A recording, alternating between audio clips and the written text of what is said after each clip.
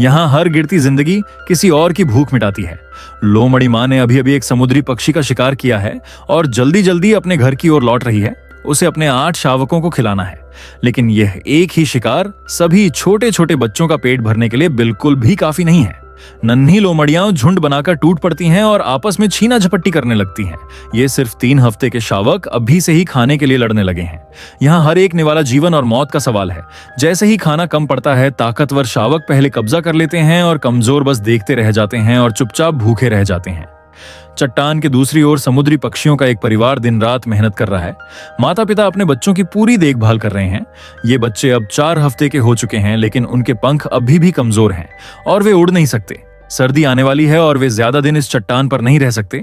300 metre ऊंची चट्टान के नीचे समुद्र है, वही उतरने की जगह है और वही उनका एकमात्र रास्ता है। समुद्री किनारे की इन खतरनाक चट्टानों पर अब असली परीक्षा शुरू होने वाली है। डर और घबराहट के साथ छोटे छोटे बच्चे धीरे धीरे चट्टान के किनारे तक पहुंचते हैं।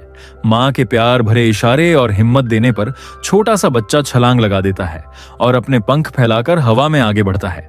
पिता पक्षी उसके पीछे पीछे उड़ता है और हल्की आवाज में उसे शांत करता है। बच्चा सही सलामत समुद्र की सतह पर उतर जाता है। पहले बच्चे के सफल होने के बाद बाकी बच्चे भी उसका पीछा करते हैं। कुछ बच्चे दूरी का सही अंदाजा नहीं लगा पाते और जमीन पर गिर जाते हैं, लेकिन पिता पक्षी वहीं रहता है और उन्हें समुद्र की ओर जाने का रास्ता दिखाता है।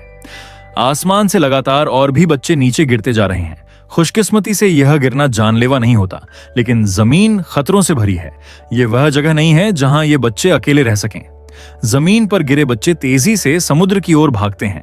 उसी पल लोमड़ी अचानक सामने आ जाती है। वह एक बच्चे को अपने जबड़ों में दबा लेती है और आसानी से शिकार कर लेती है। आसमान से लगातार गिरते शिकार को देखकर मां लोमड़ी बहुत खुश हो जाती है। वह तुरंत जमीन पर गिरे बच्चों की ओर दौड़ती है और तेजी से शिकार करती है। लगातार बच्चे गिरते रहते हैं और अपने शावकों को खिलाने के लिए मां लोमड़ी बिल्कुल भी दया नहीं दिखाती। वह बहुत समझदार है। जो शिकार वह खा नहीं पाती उसे उठाकर पत्थरों के बीच ले जाती है और घास हटाकर ध्यान से छुपा देती है। कुछ ही दिनों में उसने अपने 8 शावकों के लिए काफी खाना जमा कर लिया। पेट भरने के बाद छोटे छोटे लोमड़ी के बच्चे एक दूसरे से लिपटकर आराम से सो जाते हैं और जो समुद्री पक्षी किसी तरह बच गए, उनकी असली परीक्षा अब शुरू होती है। उन्हें हजारों किलोमीटर उड़कर उस दक्षिण दिशा में जाना होगा जहां कड़ाके की सर्दी नहीं होती।